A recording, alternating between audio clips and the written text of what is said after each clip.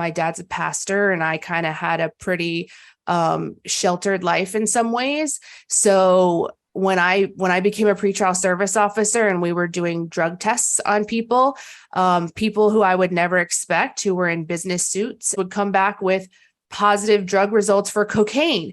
And I was floored by that, and just became really interested in talking to these people who I had never been exposed to before.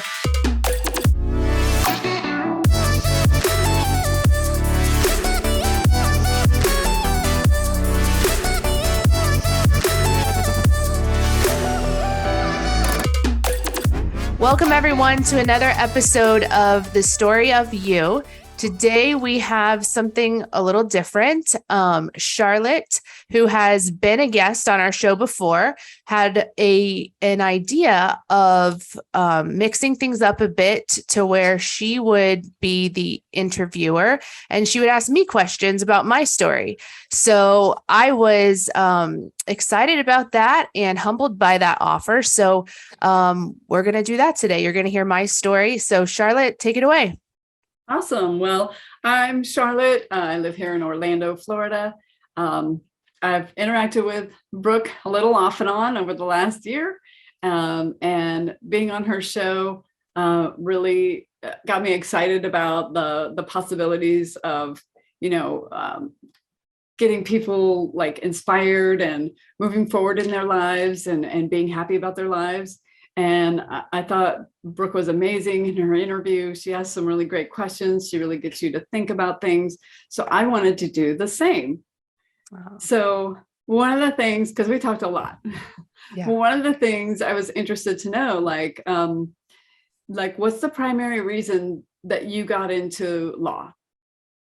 So when I graduated college, I became a probation officer, and I didn't ever have any desires to become a probation officer, but my degree was in political science, and that was frankly all I was qualified to do was government type work. So I had gotten an internship with the probation company while I was in school, and that led to a job when I graduated. So I started as a probation officer and then moved to a different position, also a very similar position, but with the government, called a pretrial service officer. So very similar roles that you're still supervising people who have criminal charges. And so I did the pretrial services for 2 or 3 years. And during that time, I was in the courtroom a lot. I was seeing judges, I was seeing attorneys, I was getting to know also the people who I was supervising. I became very interested in their stories. It was the first time for me that I became aware of how rampant drug use is. I had no idea. My dad's a pastor, and I kind of had a pretty sheltered life in some ways. So when I became a pretrial service officer and we were doing drug tests on people, people who I would never expect, who were in business suits and professional, who just happened to be there because of, a DUI or something, not any serious offense, would come back with positive drug results for cocaine. And I was floored by that, and just became really interested in talking to these people who I had never been exposed to before, and just hearing their stories and how they got to where they were in their life. And I realized, who's to say that had I not had that same upbringing, that I may not have been in their same shoes.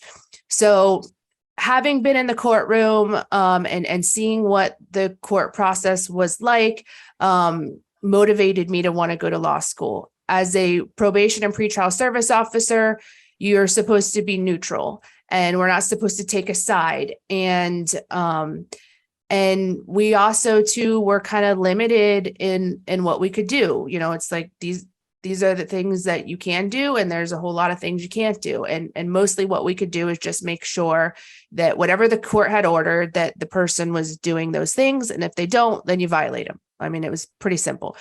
So I just wanted to have more of a voice and be someone who could take a position and advocate for someone. And so that's really what motivated me to go to law school. That's awesome. That's an amazing story. Thank you. So with law school, like what made you choose the type of law that you practice?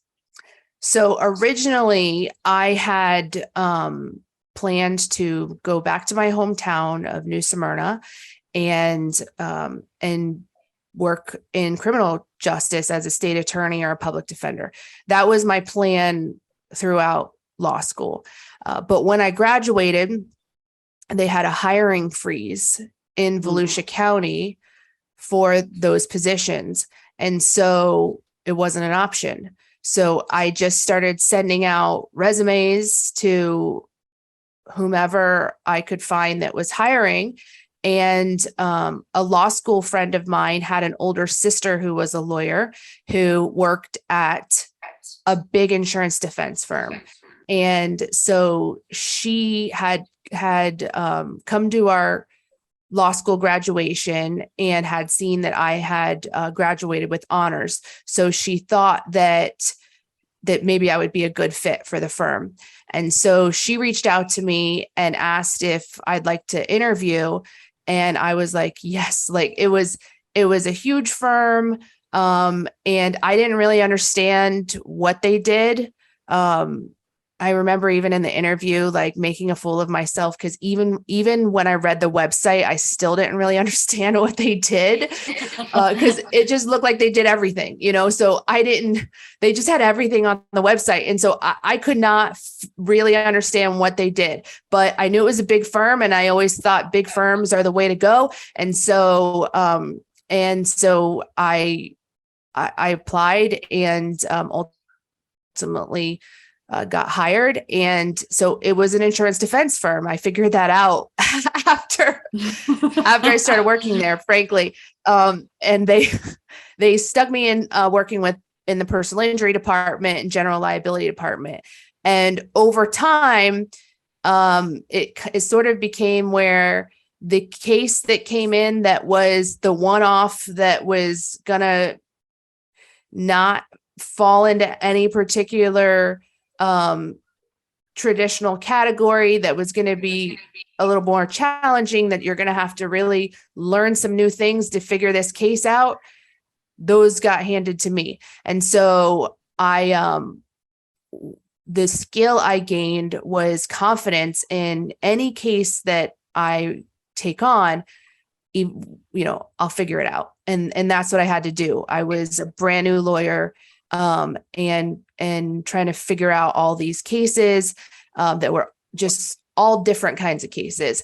So I did that. And then later on in my career at the same firm, I started doing PIP cases, which is I represented insurance companies on claims filed by medical providers who were claiming they were underpaid on their medical bills from the auto insurance companies. So I took that on because I was trying to differentiate myself in this big firm. Nobody wanted to do PIP. And so I said, I'll do it so that I could, have something that I could do that everybody else didn't want to do. So I said, I'll do the PIP cases. And we didn't have many of them at that time. I was in the Tampa office. And so I took on the small caseload of the PIP cases, but people started to think of me as the person who knows about PIP. And I really, frankly, just taught myself just like I did the other things, and went to like a couple of CLEs. But they started to come to me and think that I knew PIP. And I knew very little at that time. But then I got an opportunity to transfer to the Orlando office, where I was the partner overseeing the PIP department. So in that role was when I really learned PIP. And because I was doing a lot of it at that point. And then first party property, a couple years later, they asked me if I would oversee that department in Orlando as well. And so it kind of was not really a choice for me of this is the kind of law I want to practice. It was more, it was what was given to me. I realized early on I did like litigation. Like I enjoyed being in the courtroom. I liked, it was exciting to me. So I enjoyed litigation. And so it was a good fit in that regard. And then just the different types of cases that I worked on over the years were just where the need was at the time. And so, I learned those three areas while I was at that firm. And then when I went on my own, it was natural to continue in those areas, just now on the flip side, working for the consumers, or the homeowners or the injured parties. That was a really long answer. I'm sorry. No, but it tells a lot about you, because what I gather from that is that you were a really open person, open to, learning something new. And then you would also take on a challenge, like, nobody likes this thing. I'm going to play with it. Like, I'm going to touch this. I'm going to see what I do with this. So you're challenging yourself. And it sounds like you're the type of person that consistently challenges yourself to grow and learn and do more. So that's amazing, because anybody would want, legal representation with someone who's like willing to learn something new. Maybe I can get a new angle on this that other people aren't seeing. Like that's a great attribute as a person, and especially as a lawyer. Well, thank you. And, I was committed early in my career. I believed that if I could, learn from a really, really good lawyer, then I could learn quicker.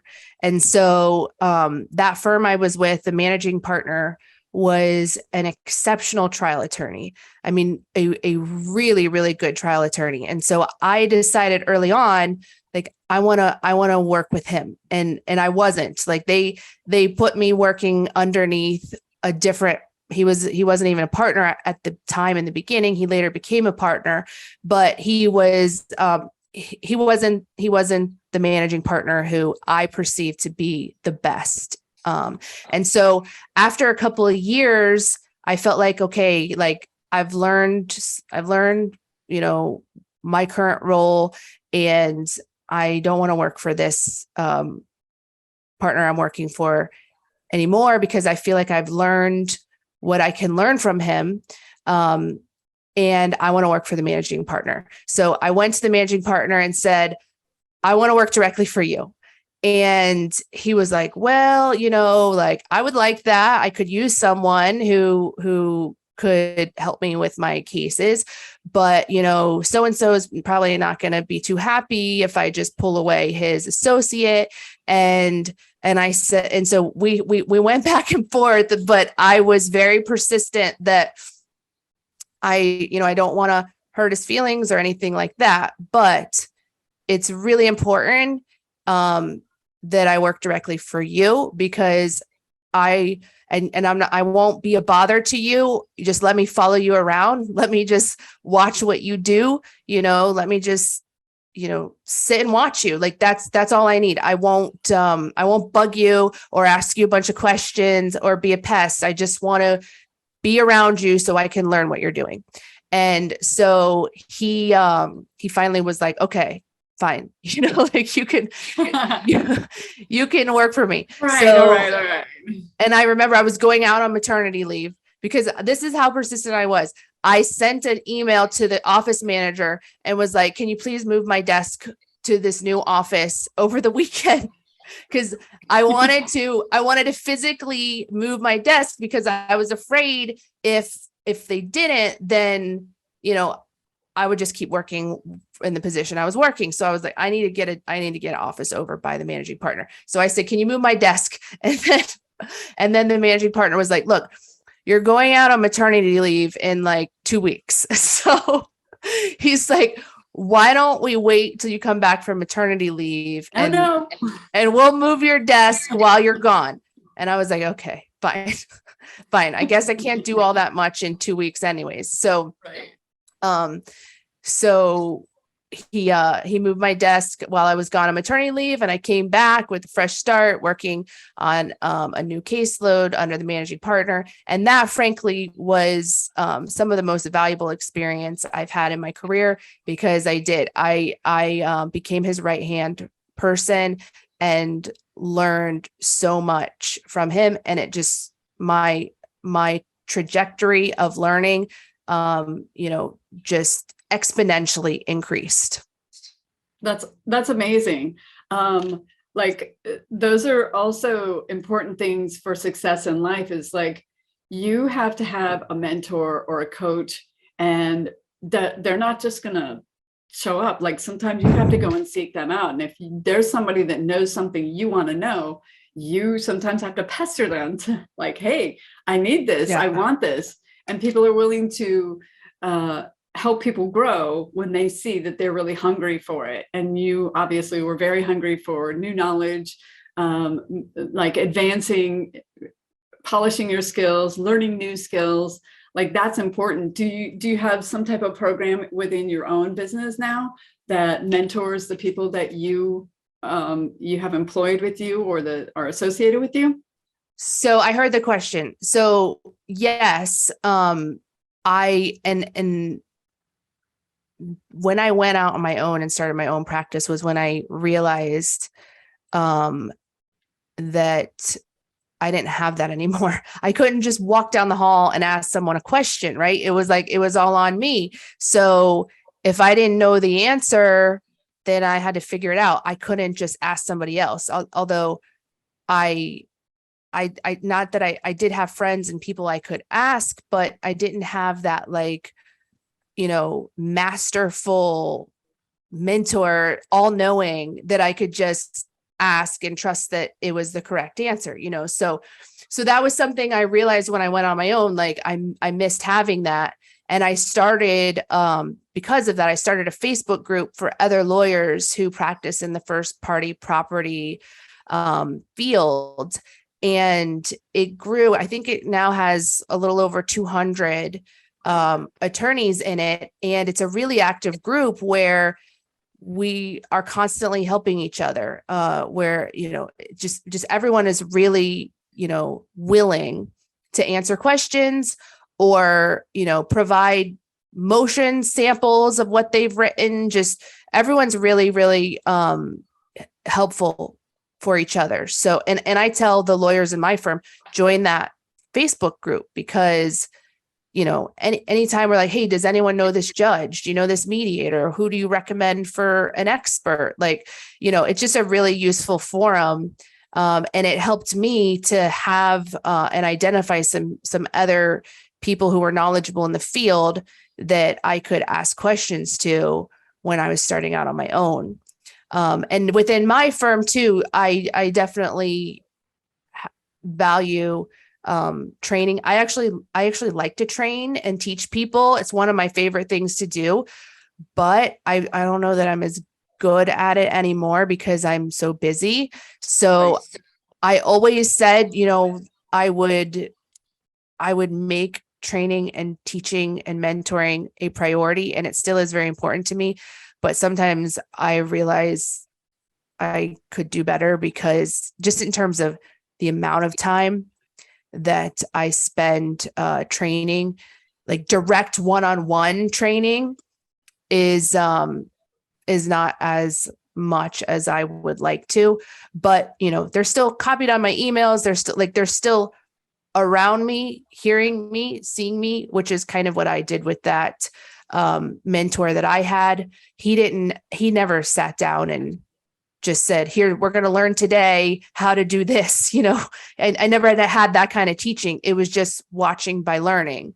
So I try to do a little more than that. We do have some training meetings and things like that, but I would like to do even more if time permitted. Yeah, that's a sitting and observing is a great way. That's how I learned my skills, is just sitting and watching and seeing how this is done and listening to the languaging used to build an argument. So that was very helpful. So it is helpful, like, when people sit and learn. But that's great that you are, invested in the people who are with you. Networking is incredibly important. Starting a Facebook group like that where people can network together and learn from each other. And like, just, I mean, you don't even have to meet up with people. It's just right there, and there's a forum and you can always refer to it. And I'm sure people can post some forms and whatever they want on there. So that's awesome. Yeah. Yeah. And with the laws changing this year too, we've discussed within the group, like, how are we adjusting to these things? What are judges ruling on some of these new issues? So it's just been a really valuable group for me, especially when I was starting out and still as a business owner, because as the business owner, like, I'm supposed to be the one who has all the answers. And I have to have the answers, like, I have to answer the questions that people are asking me. For and sure. so sometimes I don't know. And so having, someone else to ask the question to, and in the Facebook forum, I may get 10 answers, and then I can kind of figure out from there where I fall on that spectrum of answers. So Right. It's been really valuable to have those other lawyers available. It's awesome. Well, I know that the type of work you do is not 9 to 5 weekdays type stuff. It's pretty much 24/7 when you do the type of work you do. How do you carve out time for your personal life, for your family life? Like, what do you do? So I do the best I can do. Every day. I love that answer. I love it. It's really every day is a new day. And I think, okay, these are the things I have to do today. And then other things happen in the midst of it that may take priority, that I have to, do those things instead, or do those things in addition. And, I really try to, I get up early. I get up at 6 a.m. I have a routine where I work out with a neighbor friend of mine in the morning. And then for the first, like, from 6 to 7-ish, then I get my 2-year-old up. I get him ready for school. Then I get my daughters up, who are 10 and 11, get them ready for school. Or it's summertime right now, but they've been having camps, or I actually had them working at my firm too this summer. So Awesome. we would get ready for work. And then I have a nanny who will pick up my son and take him to daycare.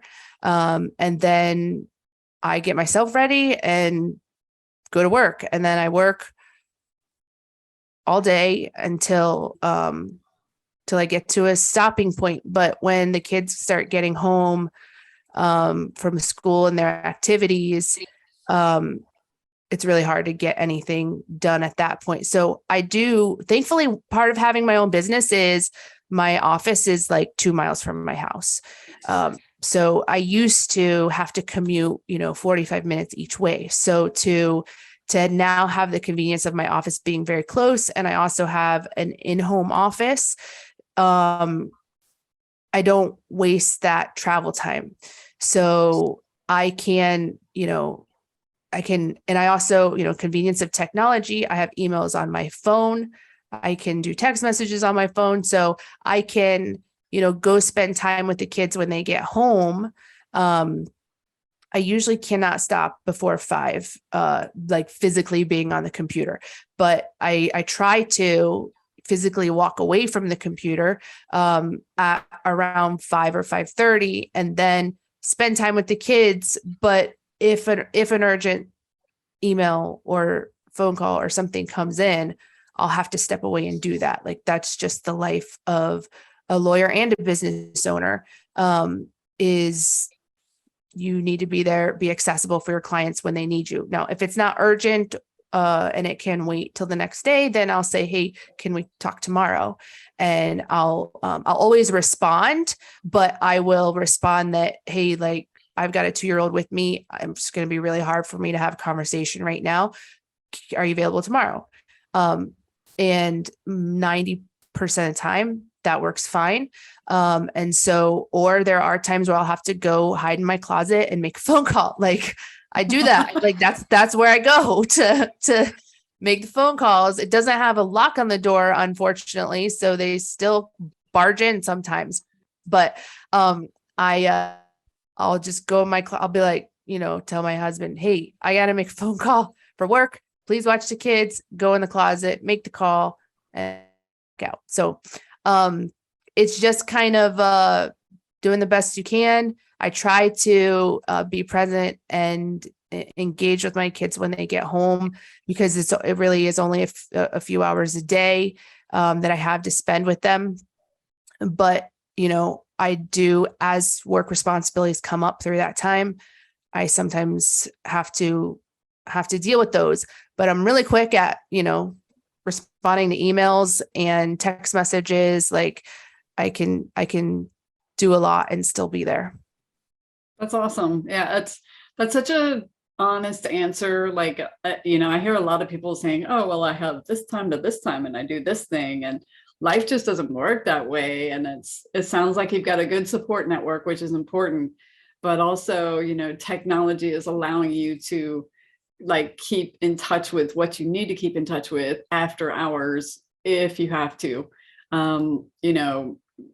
Certain things are priority and you have to do it.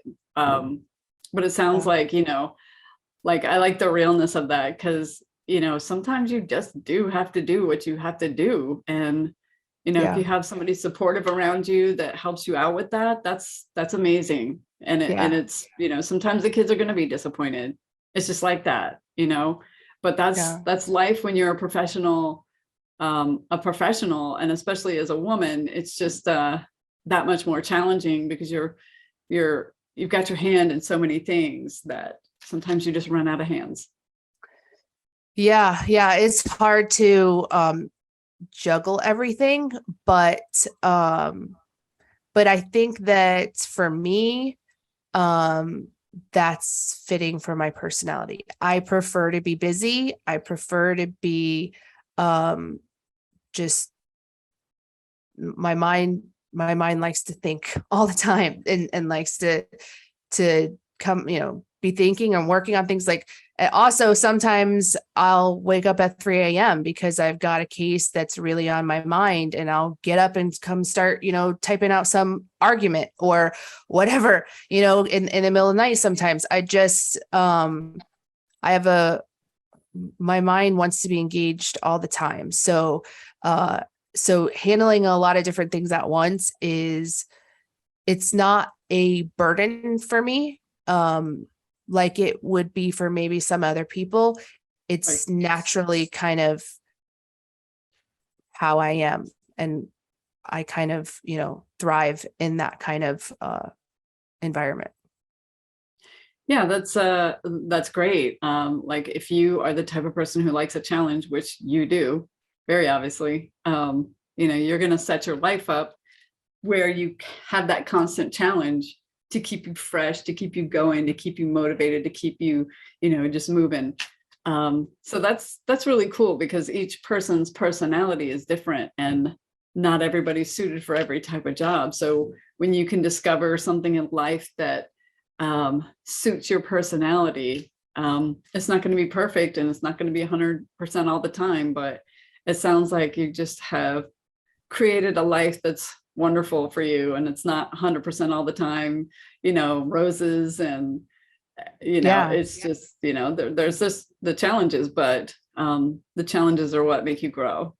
Yeah, absolutely. And something you just said reminded me, when I hire employees, some people are really strong at some things, and some people aren't as strong at other things. And so if they have a good work ethic and a good character and attitude, then I try really hard to find some position that they can thrive in.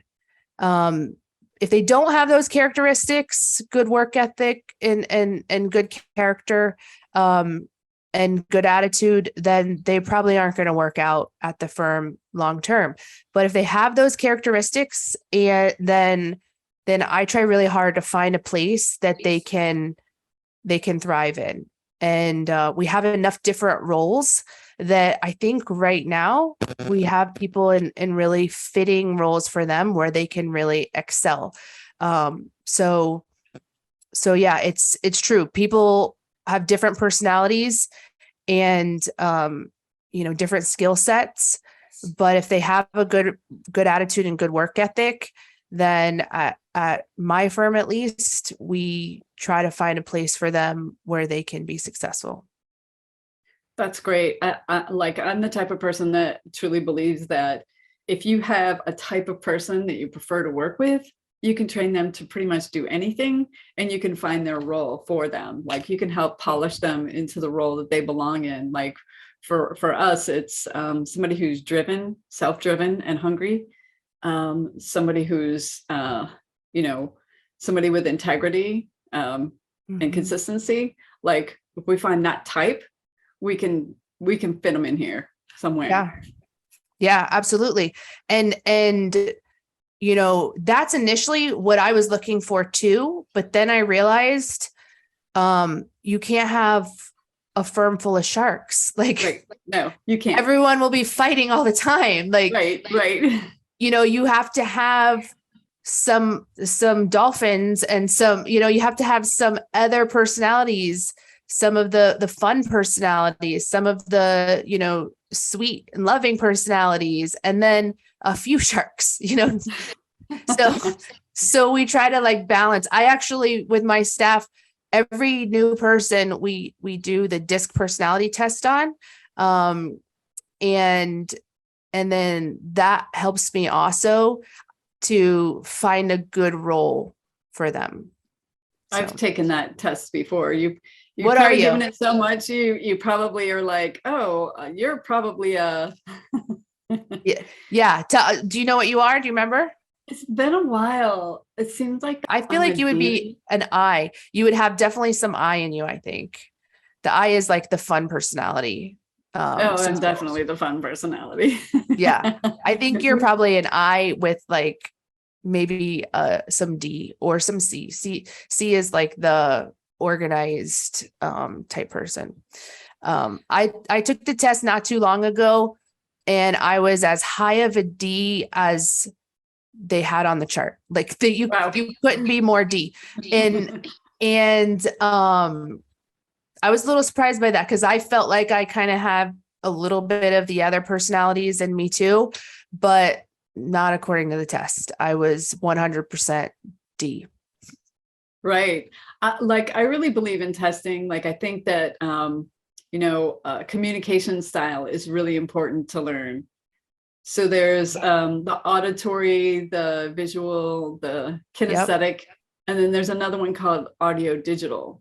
So they're the person who likes words, but they also got thoughts going around all the time. So I would imagine that to be you. Yeah, I always have thoughts, and sometimes I have to adjust how I communicate too, because I'm someone who in my natural state would just shoot off a bunch of emails. Hey, where's this at? Where's this at? What's going on with this? What's going on with that? And now I have to be like, good morning. Where's this at? Where's that? I had to get used to, even though I'm a kinesthetic type person, like touchy feely, I like to get straight to business. I'm like, what's going on? Yeah. Like, but I don't want to sound harsh, like, because I'm not that way in person. But I'm just like, hey, everybody, how's it going? Can somebody please let me know? Like, usually I'm like you, like, where's this at? Yes, that's me. And then someone will write back to me, good morning. And then I'm like, shoot, I forgot to say good morning. I meant good morning. I implied it, right? Like, and then they'll sometimes come in and they'll have emails from me that I sent at like, 4 a.m. or whatever. Cause if I, wake up and something's on my mind, I just send the email because I don't want to Right. forget. And I know I'm not expecting them to read it or respond to it until, the work hours. Yeah. Yeah. But, I I'm send them all the wondering time. if in my header I should put like, hey, how are you? Like something in there that automatically populates so that I can like remember. I need to do that. Yes, an automated like signature thing that was like, I meant to say, yeah, I hope you're well and your family as well. And, like, have a great day. Because I do mean those things too, but right. I just, but they're to me, they're implied, like, yeah. Like if I didn't like you, I wouldn't be talking to you. Like, here we are. So I have one more question to ask you because I could talk to you all day. So what do you do for you? So, that's a great question because there've been many years in my life that I didn't really do much for myself at all because I was just, working kids and that was it. So I actually a couple years ago, well, I'll say more than a couple years ago. So I have some girlfriends that were in my neighborhood. This is in my prior neighborhood. I had two very good girlfriends who are still my very good friends. And we would go to dinner.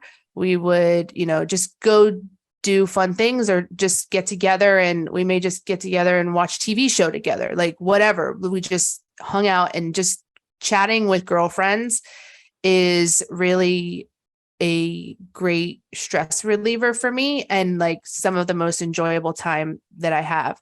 And so a couple years ago, I moved to a new neighborhood that is not far from my old neighborhood, but this neighborhood has like a whole group of girls who get together and they have wine nights. They go on, girl trips together. They, there's something going on with the ladies in the neighborhood seemingly almost every weekend. Even when nothing's planned, I'll get a text message saying, hey, we're just going to swim in the pool if you want to bring the kids over and swim. So there's just a lot that goes on here. And so I incorporated my two friends from my old neighborhood into the new neighborhood friends. So we're all really good friends now. And we just, get together and do different fun things. I like to do karaoke. We don't do that too often, but because no one else pretty much likes it. But we'll do something like that. They all really like wine pretty much. So a lot of it revolves around some kind of wine involvement. I'm not the biggest wine drinker, but I have learned to tolerate it because it's such a prevalent thing. Yeah. These are some wine loving women. So, or as I call it sometimes, mommy's juice box. Yeah. So that's what I do for myself really is getting together with my girlfriends and kind of just hanging out and having fun with them. That's amazing. Well, I think you have an amazing story. I feel like you probably have hours and hours more of stories that you could probably tell. But I appreciate you sharing all of that with us. I think that it's an inspiration to me to hear your story, to see how hungry you are. And I think that, a lot of people feel like they have to know something or know someone to move up into a position that they want to, but you really just have to seek it out, just like you did. Like you looked for what it was that you want. Like, where is this mentor for me now? Where is this support for me now? Like you go out and you find it or you create it, just like you even did in your neighborhood. So that's, I feel like, that's a truly inspirational story for everyone to hear. And especially for women, because we kind of get bogged down with, family life as well. So it's important and to know that like, there's no smooth transitions. There's no, there's nothing sexy about, having a kid on your hip and trying to talk to it's it's challenging, and it's going to be challenging, but there are so many rewards to that it looks like you found all of the challenges and the rewards that you have been looking for. I think you have an amazing story. Thank you. And yeah, I'm at the best place in my life I've ever been. Where I'm at now is I feel like this is where I'm supposed to be.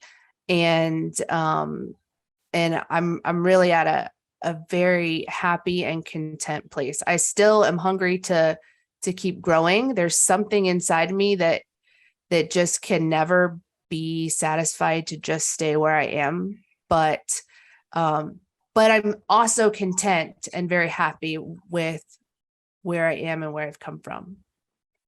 Awesome. So the way I want to wrap this up today is I'd like you to tell me like your favorite quote or, something just to put a bow on it, to put a button on this, just to kind of wrap everything up with something like that.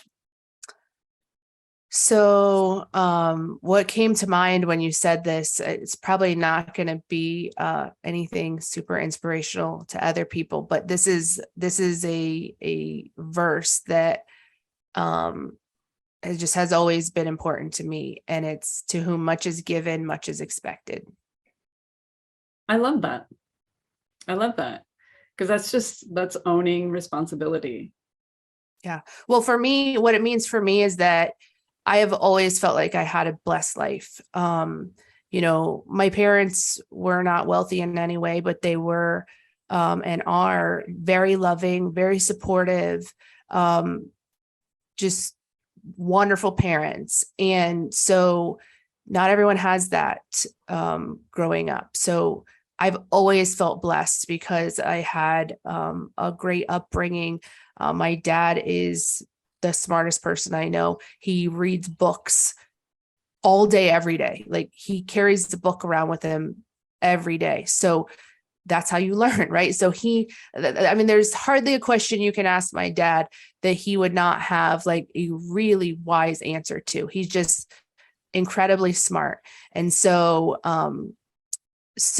just having had a wonderful parents and having just had a blessed life overall. I've had challenges. Don't get me wrong. I've had some really tough moments. But I've always felt God's blessing on my life. Even those tough times, I look back now and feel like those were learning lessons. Those were important growth opportunities. So, and I've always felt like, okay, now what do I do with that? Right? Like, I've been blessed. Now, what's my responsibility? How do I use these gifts to improve the world and improve other people's lives and give back? And so I've always kind of been looking for, what was I supposed to do because I have these gifts and these blessings. That's awesome. Gratitude and paying it forward and giving to other people are two great combinations in life. Thank you. Well, I appreciate you allowing me to interview you today. Yeah. You're so interesting. You have amazing stories. I was truly inspired, and I know others listening to this will be as well. Well, thank you so much. I'm still so flattered that you offered to do this, and I'm excited to share my story too. As soon as I started talking, I was like, geez, I do have things to say. And so this was a really great opportunity for me too. So thank you for being so generous with your time. Absolutely.